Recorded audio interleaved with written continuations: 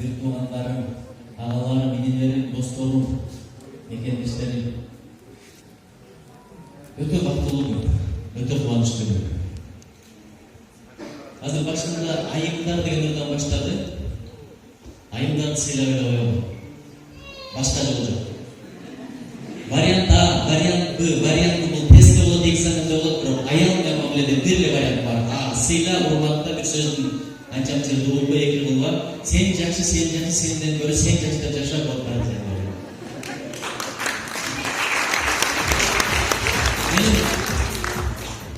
Аялым өткөндө урушуп атат кызымыз, десем, ынтиде министрдин ойлонуп ал дейби. Ошо урушканда деле жакшы сөздүн уруша бергиле, адегенде сөз болот, андан кийин өзү болот дейт. Бар аялдар баштарат, маңдайымда кыргыз залдар отурат, азыр отур десе отурам, тур десе турам, чык десе чыгып кетем, ошончолук кадырлуу инсан. Надырбек Алмамбетов дайым айтат, мен КБКда 12 000 адамды башкаргам деп. Өткөндө үйүнө барып, мен 12 000 плюс 1 адамды башкарган киши көргөм. Биздин алдыбызда бакылдаган мен азыр келе барганда мындай жакшы эле окулат экен. Бир башка карагандан кийин мындай. Ошон үчүн сыйларга, урматтарга мен абдан кубанатам бүгүнкү күндүн болгонуна.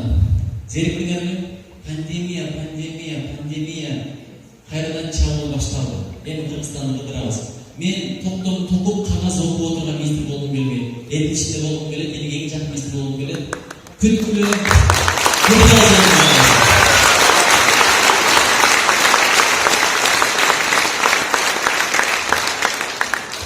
ким адам рахмат айтпаса, Аллах Таалага рахмат айтпайт дейт. Ушул иштерага себеп болгондордун баарына чоң рахмат. Мурда ресторан десе эле оюнубузга катуу түшүнөт эле. Бул жака кимдер келет эле? Жанагындай анча-мынча фонограмма менен келген кызчылар анча-мынча чыгып эле. Эми караңыздар, жаңы мен азыр Кытайдан келген жигит изердеп атканда интервьюга чыгып кетти. Аябай убакытын кызганды. Анткени көрдүңүзбү канчалык жүрөгү иштеп турган бар. Биз деген ыры бул бүткүл кыргыз бириктире турган. Кыргыз симптона турган. Байкасаңыздар, ата бейитте эки сап бар. Эсиңдерде барбы? Ошол алды. Кытайда кыргыздар мекенин кадырын билет, эми аны айтып жүрөктөр толкупай эле коем. Мен ушуну айтып берип атам. Бул бир. Экинчиден, ресторан деген антыкынча сөзгө барат. Илимдин ортосу, билимдин ортосу болот. Сөз баккан, ыр үйрөнөйүн, поэзиянын бир ракатына тунайын деген адамдар келип атканда өтө кубанычтуу нерсе. Анан дайыма китеп окуңуздар, китеп менен дос болуңуздар. Анткени адам өзүн эң биринчи сезсе, ошончолук даражасы көтөрүлө берет. Дайыма мен окуучумун, шакиртмин десе даражасы көтөрүлө берет. Мен мугалиммин, мен үйрөндүм дегенден баштап өзү токтой берет. Ошол үйрөнөм деп келгендердин бир учур жерде телефон кылалы. Анан жолго чыктык. Байкасаңар, бир жакынын Оштон Бишкекке кетсе, же Бишкектен Жалал Абадка кетсе телефон чалып турасың. Карабалдыга жеттик десе, эмеле чыккан турбайбы дейсиң. Чувашууга жеттик десе, жакшы арылтып коюп тур дейсиң. Токтогулдан өтүп десе, жолдун жарымын өтүп калыптыр дейсиң. Анан Нокинге жеткиси жеткенин алыптыр дейсиң. Жалал Абадка жетти дегенде жетти дейсиң. Азыр Кыргызстанда өткөрө турган заман келди. Бирок бир ал жолдун башында калабыз. Карасаңыздар, америкалыктар Марска барып болду. Россия болсо космостон туруп космостун башка аппараттарына атып атат. Кытайдын, Кореянын технологиясын айтпай эле коелу. Миңден башкан Япониянын жүктөгөн телефонун Американын же Кореянын биздин эмнебиз бар? Аларга жетиш үчүн баарын өчүп атабы? 10 Кореянын, 10 Кытай киши кылыш керек. Ошол үчүлөрдө да 3 кат берсин, 10 кат көйрөк берсин.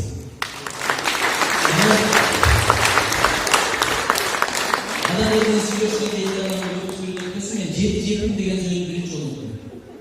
Кыргыздар жетим бар. Биринчи кемпир өлгөн чал жетим. Байкасаңыздар, аял киши кемпир. Караса дагы эгерде абышка өтүп кетсе бакыт эле ал жака барып ысманды бул жака барып балдарын карап чогуу дегенде комплимент айтып келип деп каерге барбасын бакыт эле абышканы болуш керек. Ошон үчүн ар бир эркек билен кыла деген аялынан жок дегенде 3 күн мурда айылдан чыгат. Экинчиси, карадалыңыздарбы, эми кыргызча сөз экен, кыз монок деп апам көп айтчу эле, чоңатам көп айтчу эле. Карындашымды капа кылсаң, бул монок болгон үйүмдө 18-20 жаш жашайт балам, үн бой башка берем дегенде, сыйла урматты дейт болчу. Ошон үчүн кыздын барак жери күйөө дейт.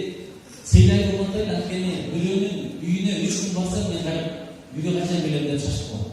Командировкага чыккан 2 күндө качан үйгө барам деп. Байкуш кыз башка эле таанылган бирөөнүн үйүнө барат, өмүргө келет. Эки чыдагандан кийин 4-жыл ошол жерде башка болушат. Анан багылган мал жетимдик. Мен чоңалган мектебинен кыргында дагы айтат болчу. Балам, биринчи жылкыга отсоң, анткени жылкы кепшеги. Ошон үчүн ал кыйналдылар. Уй менен бой кепшет, ал болсо чыдайт. Ошого мен эртең менен туруп биринчи беден алып түшүп, жылкыга отсо деп. Жатарда да жылкыга отсо алып жатат. От дегенде мüşük деген билесиздер да. Ошон үчүн малды баккан азамат аялына баглап деген сөз бар эле. Ошого ынанып, артымды бактымды аябай кетчү элем. Анан кысыр кылган жер. Эгерде ким жерин иштетпесе, анын дагы кээси бар, анын дагы малы бар. Ошон үчүн канча жерде турат иштетилбей. Ушуларды иштетиш дагы биздин колубуздан келе турган нерсе. Анан кийин элинен азган ер жетим доктор. Элинен азган ер жетим. Аз көрүп атасыздар, канча мындагы башка адамдар дагы. Балким алардын байлыгы бар, бийлиги бар, таасири бар, байланыштары көп бирок. Алатоонун каранын бир көрсөм, ысык көлдүн шоолунун толкунун бир кылсам, арманым жок эле деген сезим болсо керек. Кудай таала бизди элибизден ажыратпасын, жерибизден ажыратпасын. Башчысы жок элдердин доктор. Азыр бир аз ушундай кылып турабыз. Кудай башчылыкты берсин. Анткени кечээ мен оркестрдин бир концертине бардым. Оркестрде үйрөнүшүп, карасаңыздар, оркестр ынтымактын үлгүсү. Мен мурда түшүнбөйт элем. Кыякчы кыягын ойнойт, чоорчу чоорун ойнойт, аккордеон аккордеон ойнойт, домбурачы домбурасын дууластырып атат. Жанагы дирижер деген түшүнбөйт элем. Колуна бир таякты алып алып, башты берет. Мынча токтойт, мынча баштайт. Мынтип койсо тектас токтоп калат. Бир мынча аркада бир токтоп калат, түшүнбөйт элем. Көрсө башчы деген ошол экен, башчы деген ошол. Гармония, жашоо ошол үйрөнөт. Карасаңыздар, бир нече инструмент кетет, бир нече багытта, бирок баардыгы бири-бирине сайкеш. Ошон үчүн кыргыз элинин жашоосу оркестрдеги гармониядан өрнөк алып кетет. Анан тынчалмаган сөз жетим деп коет. Бүгүн сөздү баккандар келди, сөздү сыйлагандар келди. Мен дагы бир деген айтып коеюн, жаштар келгендигине байланыштуу. Кудай буйрса баш кошкондор бар, бала болобуз дегендер бар. Ат коюуну дагы билиш керек экен. Мурда Манас деген ат оор болот десе мен түшүнбөйм. Балага оор болот дегендер. Жок, балага эмес, бизге оор болот. Анткени Манас дегенден кийин Манас деген баланы сөздөш керек. Манас деп атып берке. Кээде Мухаммед деген ат коесуң, Мухаммед деген ат койгондон кийин баланы төрүп отуруп сыйла деген сөз. Менин атамдын аты Кадырбек. Атам өтүп кеткенден кийин агам бул болгон, ошол Кадырбек деген атты коеюн деп байга баштаткан. Неге билесиңерби, жеңим карабасың Кадырбек. Ошон үчүн ушундай бир нерсе бар. Анан адамдын лакабатты адам өзүнө койбойт, аты-жөнүн койбойт. Башка бирөө койбойт, сиз эле өзү койот. Баскан турганда бирөө шашма болот, бирөө дагы бир жерде алдап коет, дагы бир жерде бир турабыз деп коет, ошол эле лакабаттар коюлат экен. Биздин кыргыз элинин лакабаты билимге кызыккан эл деп аталсын. Биздин кыргыз элинин лакабаты ынтымактуу эл деп аталсын. Максаты бийик эл деп аталсын. Руху бай эл деп аталсын. Аксакалды урматтаган эл деп аталсын. Бири-бири колдогон, бири-бири коргогон, бири-бири туура жолго жолдогон эл деп аталсын. Ошолордун башатында ушул жигиттерибиз турат, өзгөсү эл болгон. Бул жерге бирөө бук иштебей келмеди, бирөө ооруп келмеди, бирөө коронавирус болуп келмеди, бирөө акчасы жок келмеди, бирөө алыс болуп келмеди, бирок тегеректеп туруп, угуп билип туруп, десе ол шын болсо да келмесе, ал бир руханий. Ушундай чөйрөдөн калбаңыздар. Чөйрө деген адамды тартып кетет. Жакшы болсо жакшылыктан тартат, жаман болсо жамандыктан тартат. Чөйрөнү тааныгандан адашпа, аялын тааныгандан адашпа, досун тааныгандан адашпа, китепти тааныгандан адашпа. Бүгүнкү акындарды да чын дилинен куттуктайм. Максат иним экөөбүз жашка сайын бир күн өткөнбүз.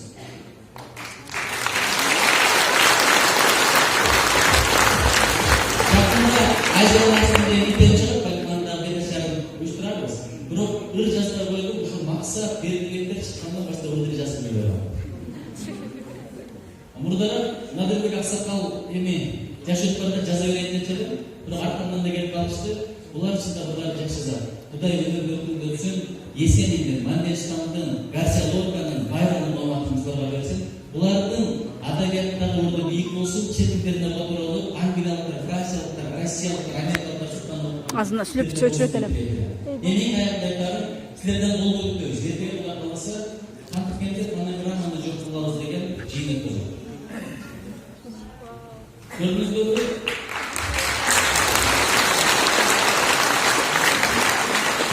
Koğusu jirgilerde жүрөктөн жетип аткенде бул жүрөкмөн ырдап. Фонограмма деген эмне? Көйдөккө көрсөтмөй, бирок оозун туратпай деген сөз.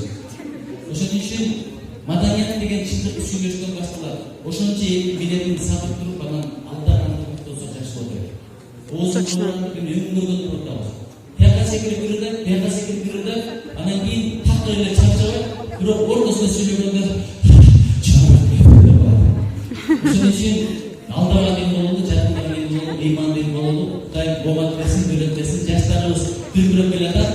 Ерен таштап ойлорду, еремас ойлорду, сыйын менен жүгөрү, Кудай кааласа, Азиянын арстандары. Ойлонду.